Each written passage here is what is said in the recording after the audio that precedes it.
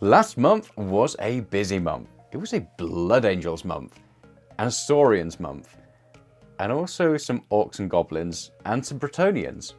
Yeah, I did a lot last month, so let's get into it. So February might have been my busiest painting month that I have ever had. I painted well over 50 different models last month, which is just kind of crazy, and they were all painted up to a pretty good standard, if, you know, I don't mind blowing my own trumpet there. As many of you know who've been watching the channel for a little while, I've been getting into Old World, and Orcs and Goblins are like the big thing on there. Last month, or January, I painted up loads of different bits that I got from eBay, but then in February I printed off a couple of things, so I got some like Orc stone throwers, and I've also got some Bretonnian bits as well. Now, the Bretonnian in question is this Bannerman on Pegasus, and this is one of my favourite paint jobs that I've done yet. I've had a lot of fun painting him, and I played around with my airbrush a whole lot. I did some bits there where I like masked bits off, which I never do, and in the end I think he came out really, really nicely. I think he's an awesome pose.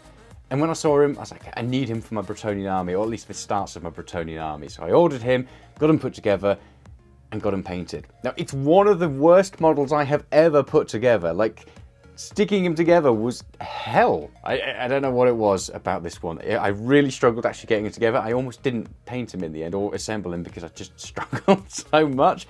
But once he's done, I'm really glad that I pushed through, because I'm really, really happy with the results. And now my Orcs and Goblins are starting to have a decent sized force to go up against. Once my Bretonnians were done, it was on something a little bit different, which is these, my Saurians. And these happened because Mike from Me Mini Painting basically pointed out that we should do like a one-page rules showdown and have a bit of a battle.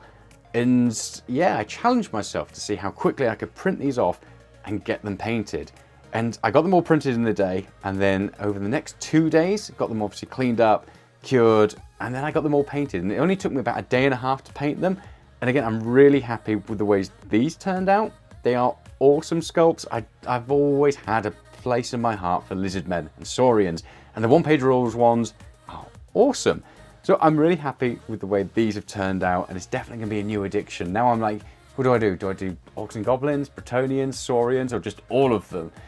But I need more time if I'm going to do all of them. So here they are. And then perhaps my biggest addiction that I had last month was Blood Angels.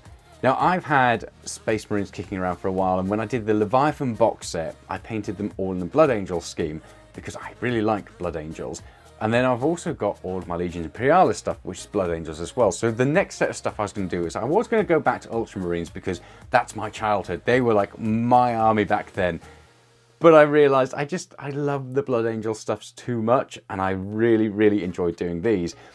And I ended up basically finishing off some of my veterans that I had from the Leviathan box set, but then I needed some other infantry to go with them. So I picked up the Horus Heresy set, and obviously they are a little bit too small to match Primaris scales. So I ended up printing off these base toppers, and they're around about 2 to 3 millimeters thick, which gives them just enough height so that they match Primaris and they don't stand out too much, because I quite like the proportions of the Horus Heresy Marines. I think they look good. They're just a little bit too small compared to like your normal Primaris Marines.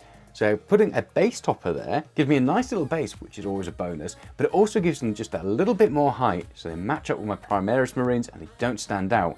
And honestly, the value of the Horus Heresy box sets are pretty good. It was like £40 for 20 Marines from Wayland Games, so all in all, not too bad. Whereas if I bought all the Primaris stuff, you know, I'm looking at a decent chunk more, so pretty happy with that. The next thing I did is on these Assault Marines, I was just experimenting with some bases because I don't like the way they're all on a tactical rock, so I figured, why not make their tactical rocks bigger and wider and a bit more imposing? Then it looks like they're jumping over some rubble and stuff like that.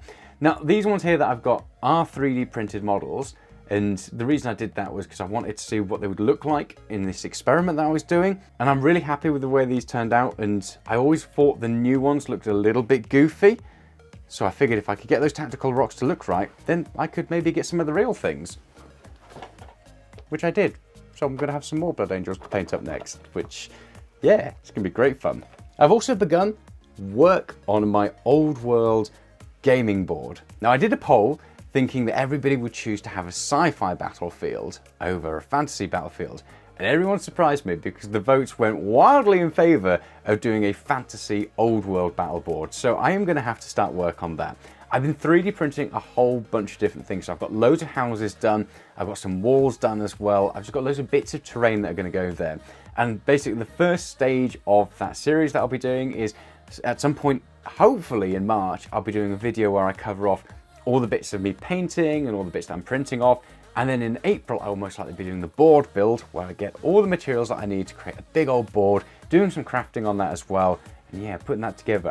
I'm really excited and nervous because I've never done a board build. So this will be my first time doing it. So there's going to be a lot to learn, and I'm no doubt going to make loads of mistakes. I mean, in fact, I'm definitely going to make loads of mistakes. It's me, because I very rarely plan things, which is, yeah, it's not great when it comes to that sort of thing.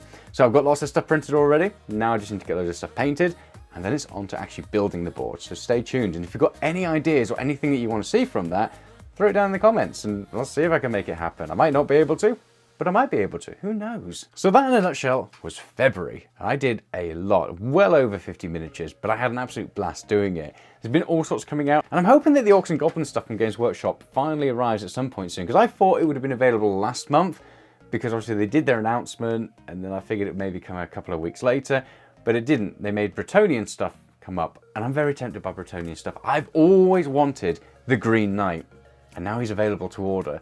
So I'm kind of tempted to get myself a Green Knight and then go down that rabbit hole. But I've got so much other stuff to paint, so I just don't know. Also, Legions Imperialis finally made their stuff available for order as well. A lot of stuff of it went out of stock really quickly. I'm tempted by that, but we will see. I'm probably going to wait for their next rollout before I jump right back into Legions Imperialis, because I just want more stuff to be available so I can complete my army, but we'll see what happens. So let me know, what did you do with your hobby time in February? What are you most proud of? What are you looking forward to do next? Throw it down in the comments, because I would love to hear from you guys. But in the meantime, hit that like and subscribe button. Fingers crossed, I will see you in the next one. Bye.